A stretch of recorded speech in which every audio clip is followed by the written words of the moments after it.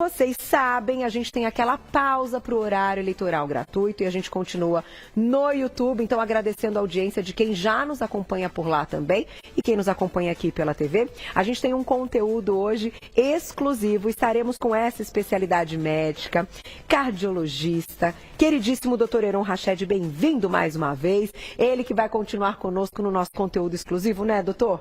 Com dois assuntos importantíssimos que hoje a gente vai falar, ó. Ai, que lindo que tá esse coração.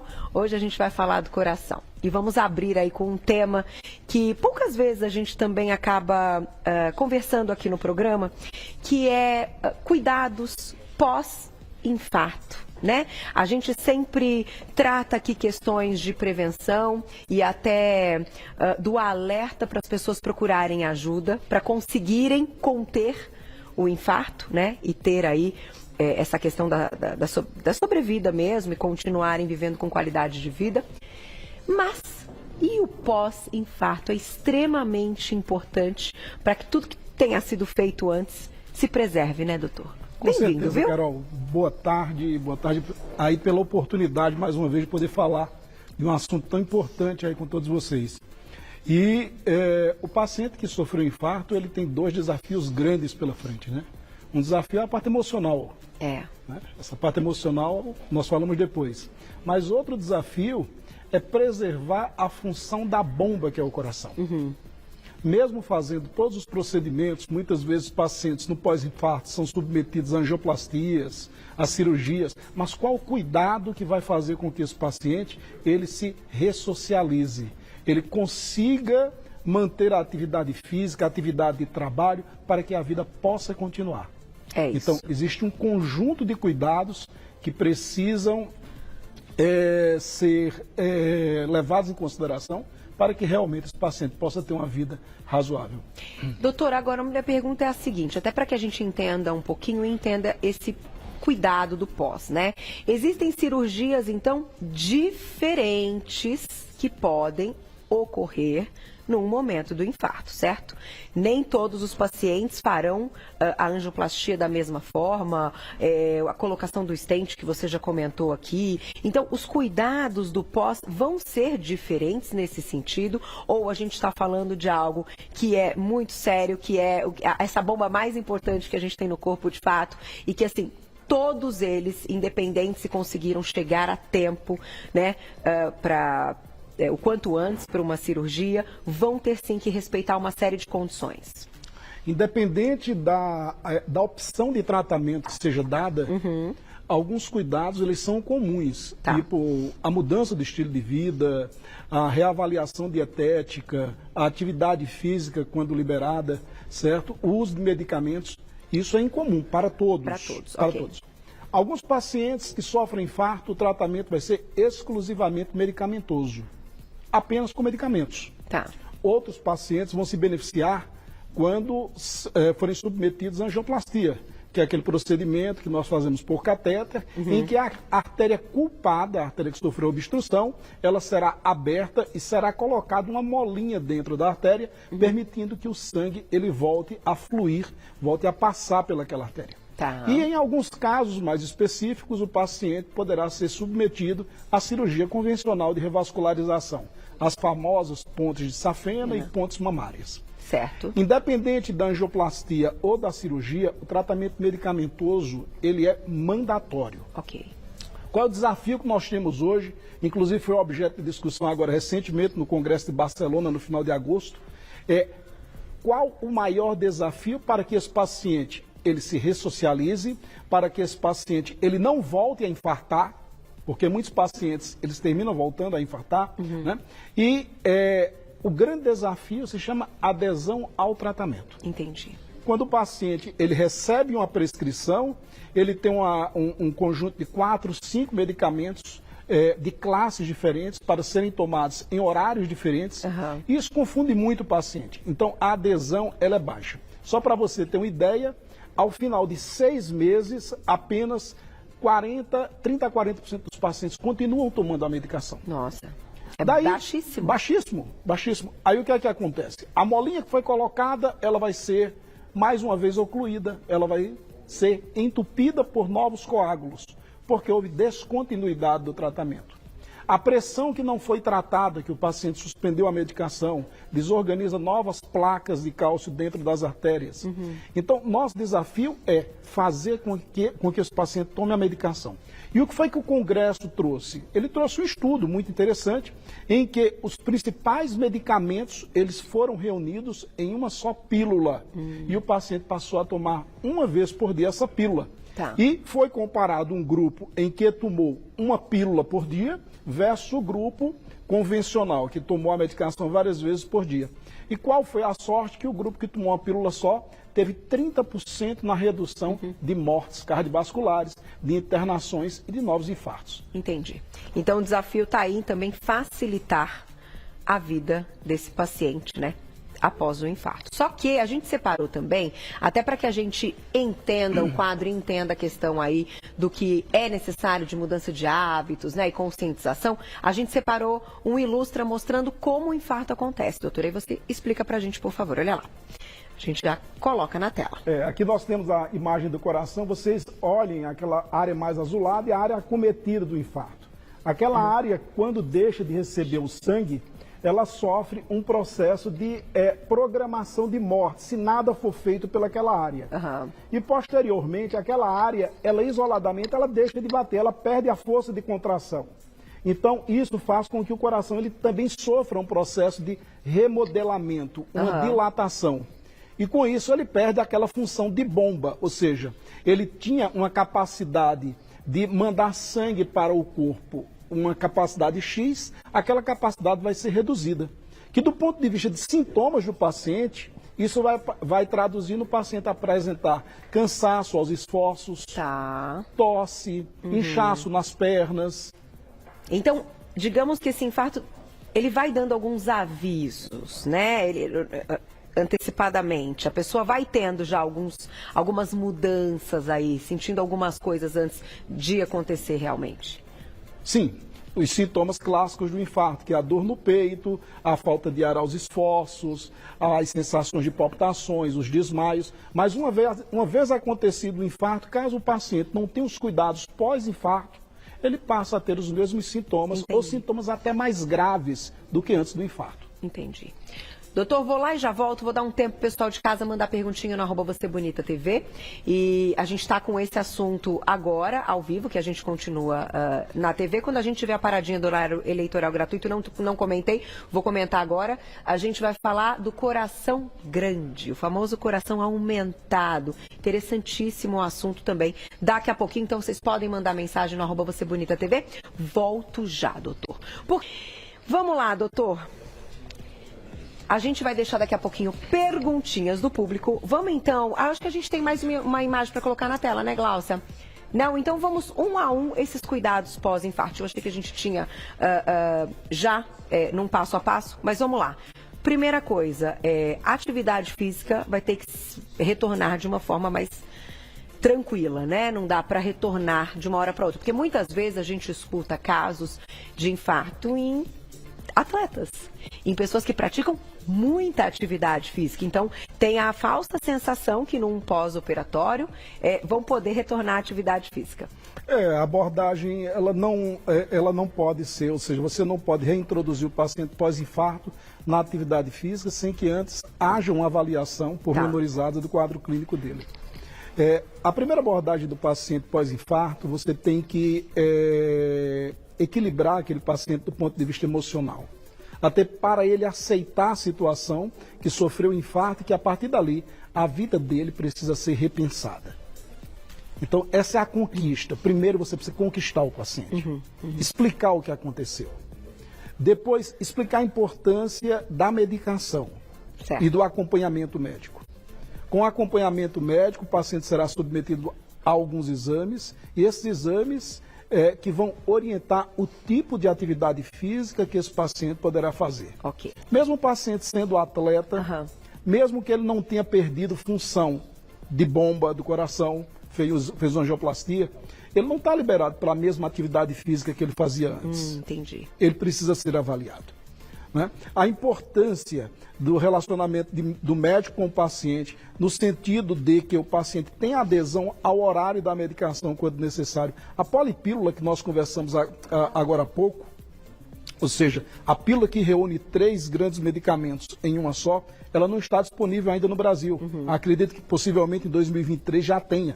Mas enquanto não existe isso, a importância de tomar a medicação de uma forma correta, Sim. a importância de fazer a visitação médica num período correto. E a mudança de hábitos? A mudança de hábito alimentar, né? Evitar os alimentos que nós todos já sabemos são prejudiciais ao coração, alimentos industrializados, alimentos frituras, não é isso? Todas as frituras em geral, elas são prejudiciais ao coração. Focar mais numa dieta baseada em legumes, verduras, carnes magras, carnes brancas, uma dieta mais mediterrânea, mais peixe, né? Então, essa dieta, ela é muito importante na recuperação do paciente.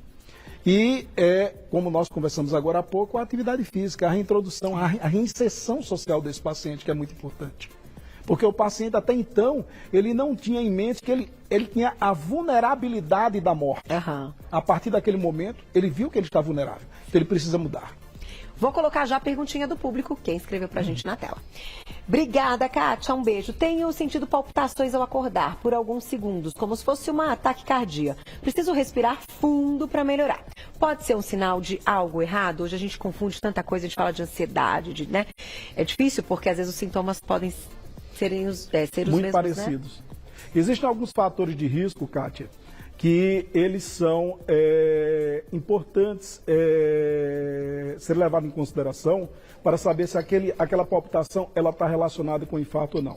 Em geral, em pacientes mais jovens, as palpitações elas são relacionadas com presença de arritmias, muitas vezes arritmias benignas, que estão relacionadas ao consumo de energéticos, consumo de café, vida estressante, ronco. Então, tudo isso precisa ser analisado.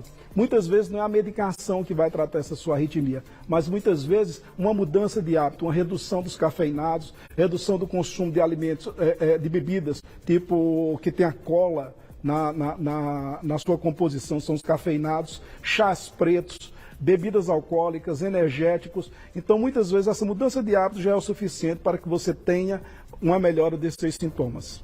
Tá aí. Tem mais perguntinha, Glaucia? Vamos colocar na tela, então. Já eu vou para mim. Karina, obrigada, um beijo para você. Existe infarto mais leve ou mais forte? É uma pergunta super interessante, Karina.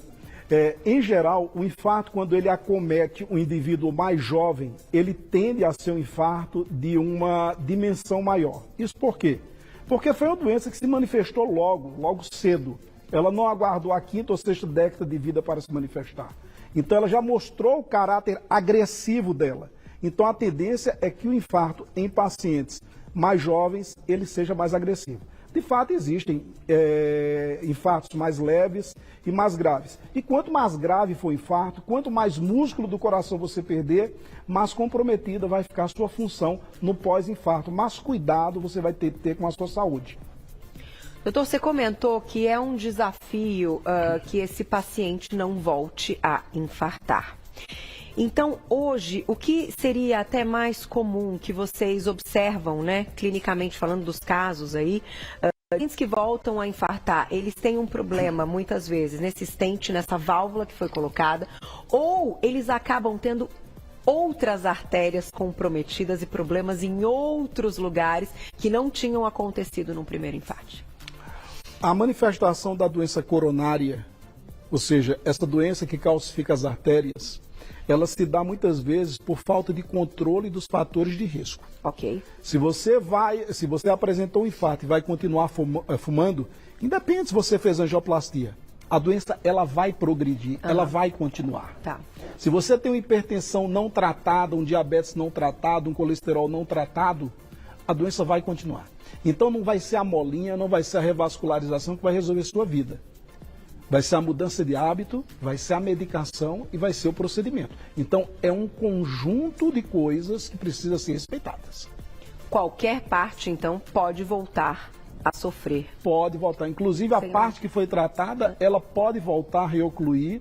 A artéria, ela pode apresentar nova oclusão em outra área. Então, a doença está ali. Ou seja, o potencial da doença, o paciente já tem. Se você não respeitar, se você não combater os fatores de risco, a doença vai continuar e você vai reinfartar. Tá aí. Fica o alerta, né? Tem perguntinhas do público. Quem escreveu pra gente, olha lá. Camila, obrigada. Um beijo pra você. Tenho 42 anos e faço uso do aparelho de marca-passo e agradeço a Deus por esta bênção. Quais cuidados tenho que ter, incluindo os esportes, que posso praticar? Tá aí. Importantíssimo. Pode responder, doutor. Importantíssima essa questão, porque a gente está falando aí de uma pessoa jovem, né, como você colocou, que também não está distante, né, de ter um problema como esse. O uso do marca-passo, ele pode ser dado por diversas causas, não necessariamente o infarto. Então, muitas vezes, doenças congênitas, ela pode levar à indicação do marca-passo cardíaco. Tá. Doença de Chagas, ela pode levar ao implante do marca-passo. As miocardites agora, que foram tão comuns na época do Covid, também podem levar ao uso do marca-passo. A importância do marca-passo, o marca-passo é um dispositivo extremamente seguro. Ele faz a vez do coração, ou seja, o coração teve um transtorno no sistema de condução elétrica, ele tem um problema nos batimentos e o marca-passo faz a vez do coração naquela condução, naqueles batimentos. Então, desde que o marca-passo ele seja revisado periodicamente por um especialista, o marca-passo é extremamente seguro. O paciente, se não tiver perda de função ventricular, que muitas vezes acontece em quadros infecciosos, ele vai estar liberado para atividade física e vai estar muito mais seguro do que os outros pacientes que eventualmente não têm marca-passo. Então podem ter uma alteração de frequência, podem aumentar a frequência cardíaca na prática da atividade física, só tem que respeitar talvez algum limite. Sim, existe um limite de condicionamento. O fato do coração bater mais rápido não significa que você está mais saudável.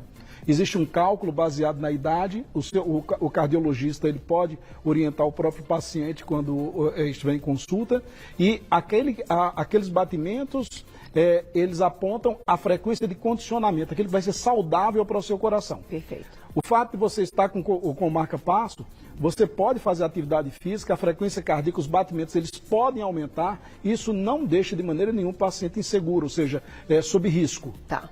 Então, pode fazer atividade física desde que seja liberado pelo seu médico. Perfeito. Tem mais perguntinha do público, olha lá.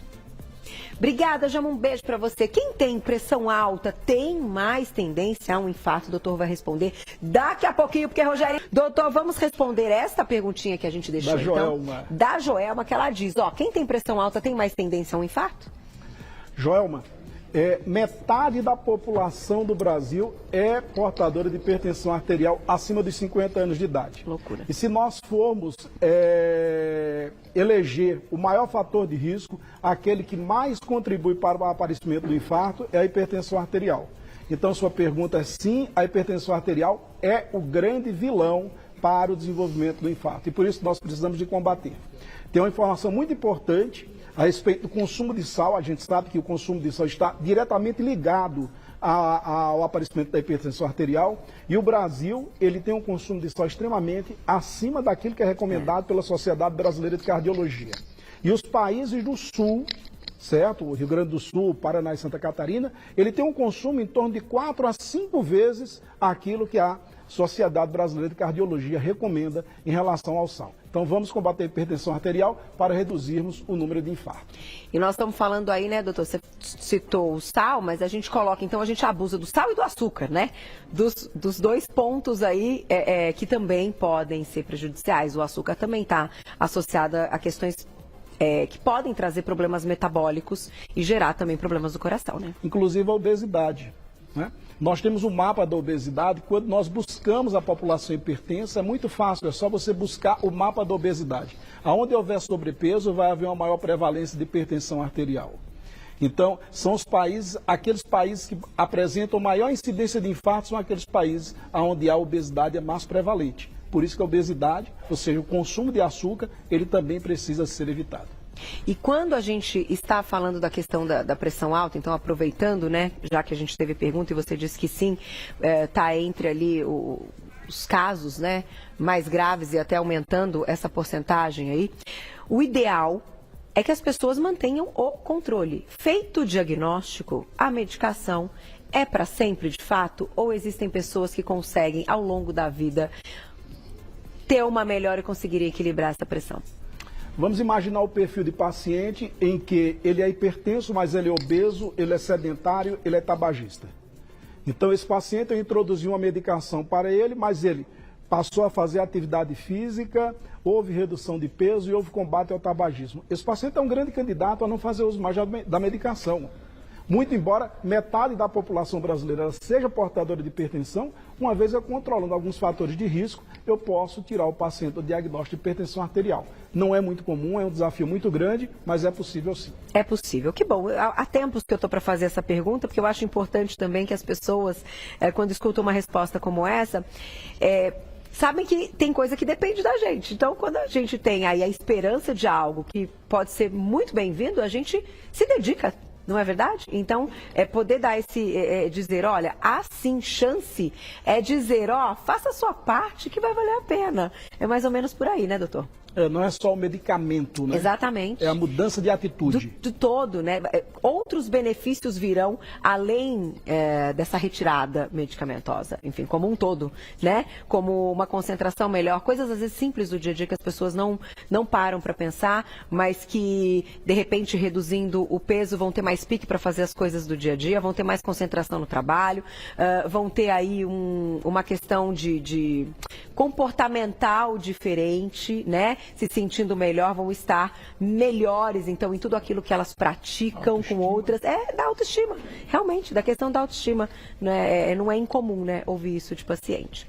Então, eu vou fazer o seguinte, é claro que a gente sabe que tem várias perguntinhas relacionadas a esse nosso primeiro assunto. Não se preocupem que a gente vai continuar com todas elas, tá? Você pode mandar pergunta no Instagram, no @VocêBonitaTV, ou você pode mandar também pelo YouTube, porque agora a gente vai dar aquela paradinha pro horário eleitoral gratuito. A gente vai continuar com essa especialidade médica, vamos continuar com o doutor, até para que a gente consiga falar mais do coração. O nosso assunto agora no YouTube, né, nesse momento exclusivo do YouTube, é do coração aumentado. Quem já ouviu essa expressão? E é interessante, tem muita coisa bacana para o doutor contar, né, para a gente entender mais a respeito desse diagnóstico, que na verdade não é o diagnóstico do coração, mas de outras coisas que envolvem, que podem trazer esse coração aumentado.